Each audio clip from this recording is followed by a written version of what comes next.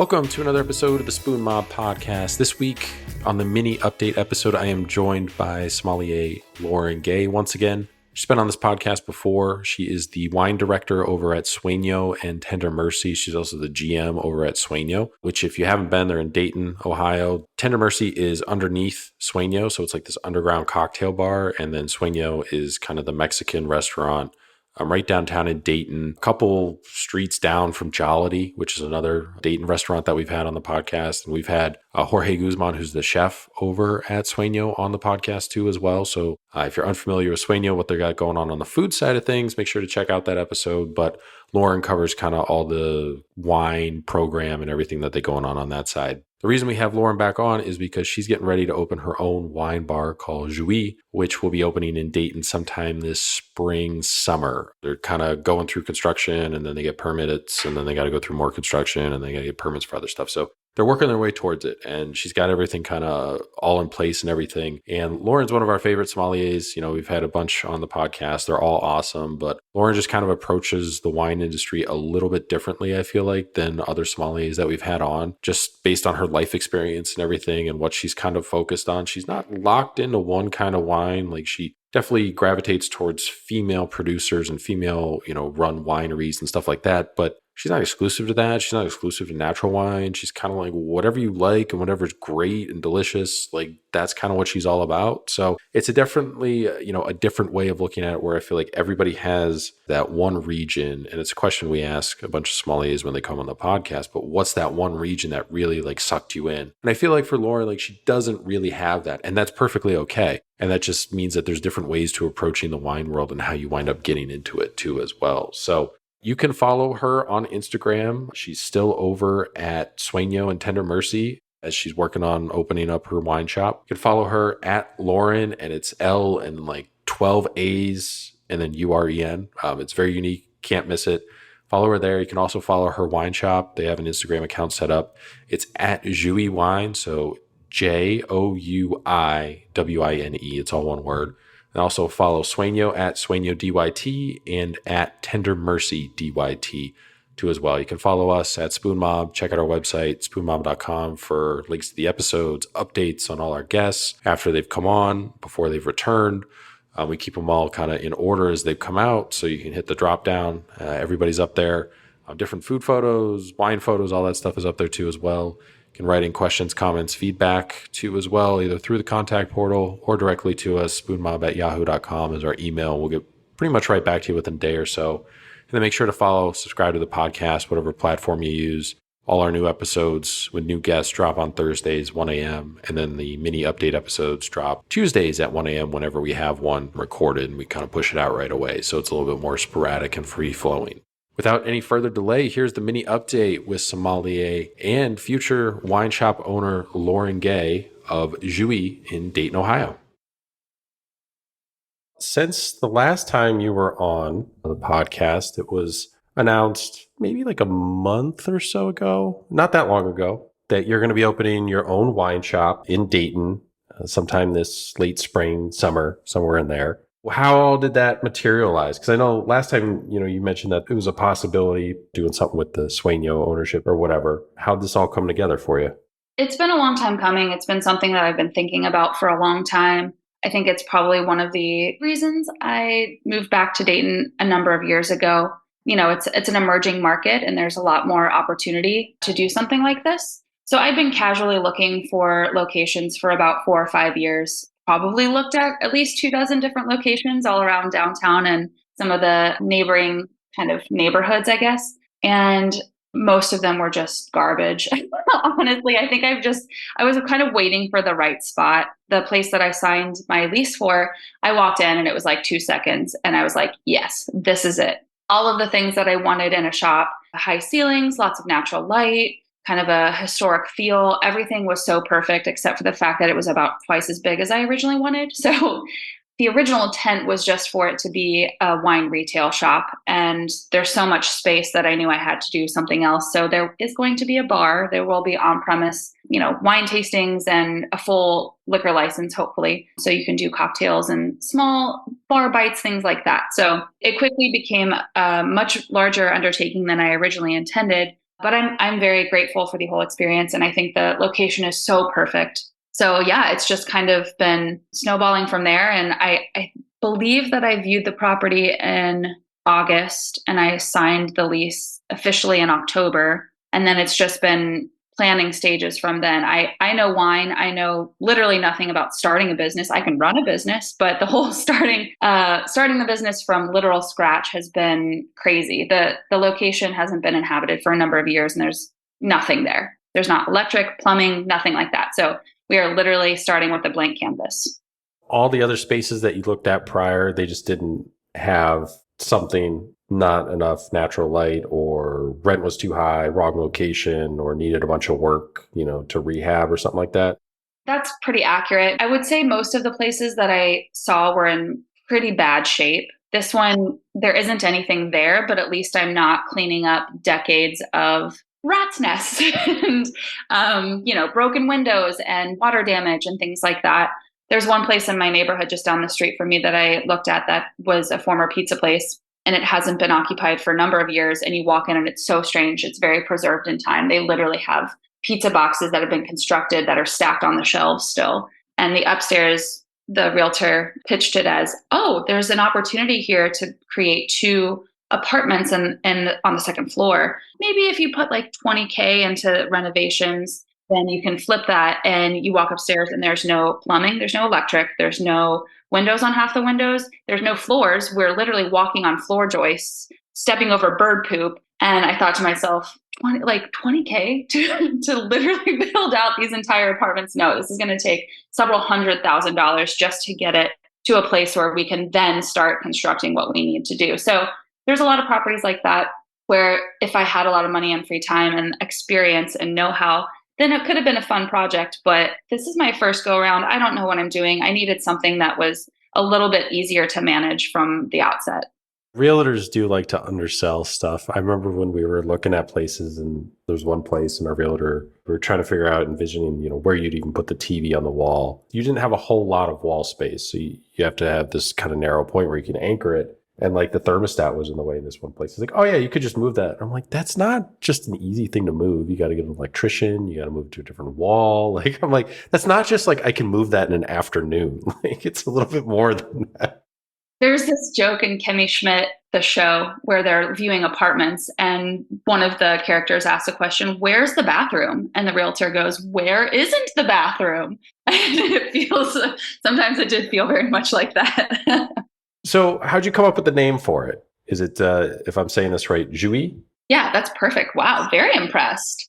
Again, this has been kind of an idea simmering in the background for a very long time. And I had gone through a number of iterations and themes and kind of color schemes, and feel like I stumbled upon the word jouissance a few years ago when I was reading an article about words that exist in other languages that don't really have a direct English translation. And jouissance is a French word that means something that brings physical and intellectual delight. And I thought that was a really novel idea. And it is kind of fun. There isn't a word in English that has that similar meaning. And I thought it was very on brand that the French have a word for that, because they are such centrally based people. They love to eat, they love to drink, they really kind of savor life in a lot of ways. And when I heard that word, it immediately reminded me of wine, because to me, studying wine, drinking wine is a very cerebral experience. It does bring me intellectual delight as well as physical delight. So I immediately made that connection in my mind. So before I even signed the lease on the property, just in preparation for starting this business, I did go ahead and get out an LLC with the name Jouissance. And it was kind of a difficult decision, because it is a weird, long French word, and French words can be intimidating to an American audience. I didn't take French. I've never taken French. I took Spanish, so it's even intimidating to me. And so I decided to go with Joui for short, and you can call it joy, you can call it Joui, you can call it whatever you want. I really don't care. I figured, we're in the Midwest, and however you want to bastardize that name, I'm cool with it. It all means the same thing. And again, just, it kind of perfectly encapsulates my relationship with wine and why I appreciate wine so much. Has construction physically started yet, or is that still materializing for everything, laying the groundwork with the architect and all that stuff? Where are you at in that point? So the design work is done. The architectural drawings are done. All the CAD work is done. Engineering drawings are done. We've put in a permit application for with the city of Dayton so that we can start construction. There is a permit set that already exists for the location from the previous tenant. So they started to get to white box installing bathrooms and doing framing with drywall and things like that, but they stopped once that lease was broken. So because we're in a really, really good spot with all of that back end stuff, hopefully within the next week or two, I can restart the construction with the landlord for that white boxing. And then after that, it's just, do I want to continue with that contractor to do all the actual build out, or do I want to go with somebody else? So I'm still waiting for a bid from one of the other contractors, but I'm certain who I'm going to work with. And so I think that we're probably about 6 weeks out from obtaining the full permit from the city of Dayton. So until we even obtain that permit, I'm legally not allowed to start construction. Again, hopefully I can use that existing permit set to at least get to white box level and get those very, very basic things out of the way. Up to now, what's been the hardest or most challenging part? Is it finding, the architect? Is it going through all the paperwork and getting permits? Is it the liquor license application? Like, what's been the biggest hiccup for you? Like, wow, I didn't think this was going to be this difficult, but this is way harder than I thought. Until starting this project, I had no idea what I was doing. I kind of still don't know what I'm doing, but I know wine, I know hospitality, but all of these terms and abbreviations, and people are talking about, oh, is that OP and how much TI did you get, and all of this stuff. I had no idea. So it was definitely a crash course in starting a small business. But I am very, very fortunate that I have had a lot of wonderful people holding my hand every step along the way. A common question that I do get is, what do the owners of Sueño and Tender Mercy think about all this? Are they so mad? And then I tell them they've been encouraging me to do this from day one. Chris helped me find the location, get in contact with the owner, and negotiate the lease. David and Ginger, the design team, have done all of the design work for the wine shop. David, I probably call or text him several times a day, freaking out about, like, what does this mean? What do I need to do? Did I forget to do this? There's absolutely no chance that I could have ever done this, nor would I have had the confidence to do this without the support of the owners of Tender Mercy and Sueño, the Idea Collective. So they've really helped make this process so much easier. They've put me in contact with the architect, whom I love. Moda 4 has been so wonderful to work with. Even Windsor, the landlord, the owner of the property, they've been wonderfully supportive and helpful. And I applied for a business coach through the SBDC, and I meet with her once a week. And her name's Lisa. She's fantastic. She owned a series of bakeries in Milwaukee, and she's been just an invaluable resource of information. So it's all of the scary things have become far less scary with all of this support. I think the biggest challenge has just been balancing my time, because I am still the wine director at Sueño and Tender Mercy. And for all intents and purposes, I am the general manager at Sueño. So I'm still on the floor 4 or 5 nights a week. So I wake up, my boyfriend has to be at work at 8 a.m. So I wake up at 7 o'clock with him, and then I'm at my home office by 8:30. And I always prioritize work that I'm getting paid for first. So I'm reading emails, and I'm on Slack, and I'm trying to organize prefix meals and negotiating contracts and things like that for Sueño and Tender Mercy. Meanwhile, I'm trying to still work on things for the wine shop too. And then 3 o'clock rolls around and I'm on the floor over at Sueño. So it's just a lot. Plus my boyfriend, he has been very, very patient with the fact that I'm working pretty much 2 full-time jobs right now, and we get time together in when we can. But yeah, I think it's just the life balance has been the biggest challenge. And again, trying to prioritize tasks that I need to complete for the wine shop, because I'm not getting paid for it. And so I always feel bad if I'm shirking my duties at Sueño and Tender Mercy to prioritize joy. So yeah, it's balance. Balance is always the issue. I think in any profession, that's a big challenge. So it has been proven time and time again to be my biggest challenge with this project as well. Now, since you have more space than you originally planned, are you still going to focus on a certain section or region of wines, or are you just going to kind of have anything and everything that you're kind of a fan of? Do you have like a theme, or do you know kind of how you're going to do that yet? I don't really have a theme. I know that I can't be everything for everybody, and that's always foolish as an entrepreneur to try and do that. I do want to have a well-represented slice of the wine world. I'll have wines hopefully from multiple parts of the world, multiple countries, multiple price points. But I do want my bread and butter to be wines that are respectful to the environment, sustainably produced, organically produced. And I always want to have a preference towards female led or produced wines as well. The cool thing about this location is it is in the heart of downtown Dayton, and I'm surrounded by condos and apartments. There are so many people that live even just right above the shop. So I'm trying to think of this built-in community that hopefully will support this business and what do they want. And I think having a place where you can pop down on a Tuesday night and say, hey, I'm making a bolognese. What $20 bottle of wine will pair well with this? So kind of keeping it affordable and, again, as always, organic or as environmentally friendly as possible. You've kind of dabbled around in photography for the past number of years. Are you going to do most of the photography for the wine shop? That's a great question. I think to start, I will probably be doing the photography and social media management, just trying to figure out what the voice of the company is in terms of our marketing and social media presence. I enjoy photography as a hobby and an art form and a form of self-expression. But when it comes to this kind of photography, it's not necessarily as inspiring to me all the time. So if that is something that I can quickly outsource once I am not broke anymore, that would be fantastic. Fortunately, the space is going to be very beautiful. Ginger and David from the Idea Collective have done a fantastic job of designing, and we're working on selecting all of the finishes and fixtures right now, which is the fun part. So I hope that it's going to be a highly photographable place, whether it's you and your friends there for a glass of wine or whether it's staging some product for a social media post to promote a new product or something like that. And yeah, again, to start, I will definitely be probably doing everything just until I figure out my footing and can identify some people that I can delegate to.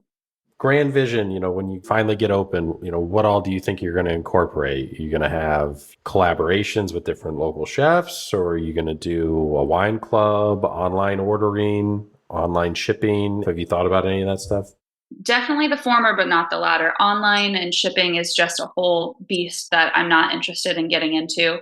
Kevin Hart over at Heart and Crew, I know they focus on that, and kudos to them, but that is just a whole different beast. So I am very interested in the experiential aspect of wine. So yes, definitely lots of wine tastings, in-person events. When we design the space, all of the retailing and even most of the seating, pretty much everything except for the kitchenette area and the bar is going to be mobile. I'm putting things on casters and wheels so that I can move things around and we can be an event space. We can do chef dinners. We even created some of the, by we, I mean David Kittredge, created this really cool kind of merchandising shelves that you can pull apart or put together and moves from shelves to an actual table that we can put down the middle of the shop. And then all of a sudden you have a table for 25 people. So I definitely want to lean into at least monthly chef collaborations. Chef Dane and I have become friends. We've been doing a lot of Chef Dane pop-ups at Tender Mercy, and he's opening a restaurant in the Oregon District right on 5th Street, hopefully very soon. So being able to collaborate with him, being able to hopefully collaborate with Chef Jorge, that's something I'm still very interested in. I'm a little bit over food service for the most part. I've just done it for so long that I do want to focus on wine now, but having a space where every now and then we can still throw an epic 5-course meal or something like that would be really wonderful. Yes, definitely wine clubs. The wine club, the name is dosage, which is a technical term relating to the champagne process, and I'm going to call it the dose for short. So there'll be a single dose or a double dose. It's a monthly wine subscription program. You either get 2 bottles a month or 4 bottles a month. Again, kind of tapping into that downtown community that likes to be able to do all of their shopping by foot. Shopping and, entertainment, things like that. People live downtown because they like the convenience of having everything right around them. So I want to make this element of their day-to-day life even more convenient. All of the above. There will be a full bar with cocktails, but I kind of want to keep it very simple and focused on classic cocktails. There's going to be food, but again, just very simple bar bites. I don't have a hood system. There's going to be no frying or anything like that. So it'll just be nibbles and things to keep you satiated as you're sitting at the bar having a glass of wine. Since the last time you were on, you spoke at the Pechka Kuchka last fall, I think. What is that, and what were some highlights of that? What were you talking about there? So I had heard of it before I was invited to speak, but I had never attended one. I kept calling it Pechakucha, and it wasn't until the day of that the organizer called it Pachakacha. So I actually don't know how. I'm just calling it PK from now on. Something that started in Asia, I want to say it was maybe Japan, and the translation for the word is chit chat. So it's a 10-minute conversation or a 10-minute speech that different members of the community are asked to present. And it's supposed to be just on a topic of your choosing, kind of expect that it's related to your area of expertise. The cool kind of premise of it is you have 10 minutes, or no, I'm sorry, maybe it's 5 minutes. It's a very short period of time, and you get 10 slides, and each slide is not supposed to have any words on it. It's just picture based. So you start the slideshow and it's on a timer. So every, X amount of seconds, the slide changes and your speech has to kind of keep up with the slides. So it's for our generation that has a very short attention span. It's perfect. And yeah, you have these pictures, you're not getting distracted with a bunch of text. So the speakers that I got to present with that evening were all so fantastic. Just such a wide array of topics that were covered. And my talk was about the evolution of humanity and how that coincides with wine, starting back from, Mesopotamia and, the cradle of life and everything. So it was a bit of a grandiose topic. I will acknowledge that. But I also think it's accurate. Humans and alcohol have been inextricably linked since the very beginning of time. We have sought it out. And I mean, it's obviously something that happens naturally, but since we discovered what alcohol is, humans have just been fascinated, and it's been such an inextricably linked part of human society ever since. Well, I'm excited for you and the wine shop. When I saw kind of the press release, I was like, oh, I mean, I knew eventually you would do something like that, but it's just cool to kind of see it, I guess, a little bit sooner than probably most of the public imagined. But obviously it's been in the works for you a long time, number of years, looking at spaces and everything to kind of get this off the ground. So, but yeah, super excited for you, and can't wait to see it kind of all get built and materialize and open. And we'll be stopping in. We're always big fans of anybody who goes on in the wine industry to open their own spot. We have Accent here in Columbus, and then, Dan opened Iris Reed last year. So, I think it's something that a lot of people in kind of the wine world are looking towards now. And Ohio, we don't have any real big box kind of wine stores anymore. So it's always cool to see the little independent people kind of pop up and carve out their little niche and, what they want to do and what they want to focus on. And yeah, it just sounds like a cool concept. So can't wait to see it. And, we'll be stopping in for sure. Thank you so much. And yeah, the places that you just listed are wonderful. And Dan was really hospitable to me. I kind of spent a day with him just picking his brain about the whole process. So again, that's the entire Dayton community has been so supportive, but the wine community has been really supportive as well. And it just makes me really proud to be part of an industry that wants to lift other people up. And yeah, please come. I'll definitely let you know when it's open. I would love to host you in. And congratulations, by the way, on passing your court level 1. So that's exciting. Yeah, it was, I definitely didn't like wing it or anything like other people did, made flashcards and studied. There's still surprising, like there was some questions on there that I'm like, this wasn't even covered in any of the material. Like, I don't even know what to answer for this. And like, I found previously like examples online, like there's somebody that posted like maybe the certified and the intro, but it was from like Australia, like that court affiliation out there. So they posted online, and like I was able to go through some of that stuff, but still there was like questions, and it's like, this hasn't been covered at all. Like, I don't know why I would know this like right now, like this is way, but it still passed. So yeah. And I think I have like 3 years before it expires or whatever. So if I want to do the next level, which I think I will, but that's a whole different beast with service component and blind tasting, which I'm not great at. So that's a whole thing that I got to get spun up on. Yes, you got to practice. Oh no, you got to drink more wine. A lot of practicing and finding a tasting group and all that stuff. So yeah, we're just going to enjoy passing for a couple of months before jumping into that whole world on the next level. That's a good approach. So, but yeah, stay in touch. Yeah, keep us updated, and looking forward to it spring or summer, whenever it opens. Hopefully, you don't run into too many delays with construction or anything. Hopefully that's kind of behind us with all the COVID delays and everything with supply chain management and whatnot. Yeah, super excited to see another wine shop within kind of the area. It's drivable. Yeah, same. Agreed.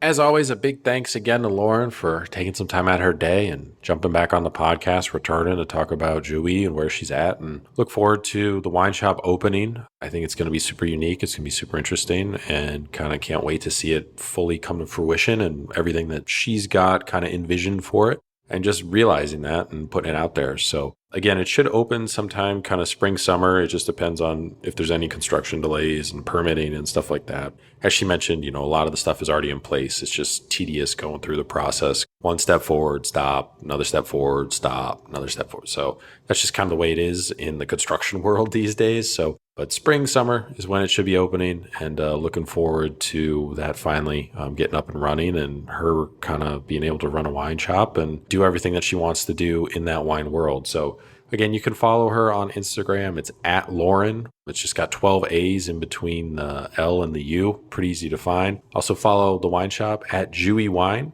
And then you can also follow Sueño and Tender Mercy. It's at Sueño DYT and at Tender Mercy DYT.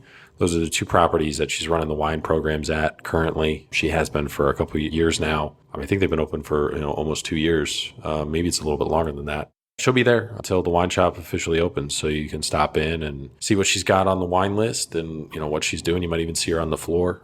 Make sure to follow us as well at Spoon Mob on Instagram. Check out the website, spoonmob.com, and then follow, subscribe to the podcast, whatever player podcast app that you use. Appreciate everybody listening. Continue to help spread the word. If you're new, welcome. If you've been here for a while, thank you for your continued support. And when you wind up at one of these restaurants, wine shops, or whatever that we featured on the podcast, make sure that you let them know that you listened to their episode on the Spoon Mob podcast, and help provide that awesome feedback for them, so they know that it's worth their time coming on the podcast. And we always want to support everybody as much as we can, because these are the places that we're big fans of and want to see them continue to grow and thrive for years and years to come. So we got cool places to eat and drink at.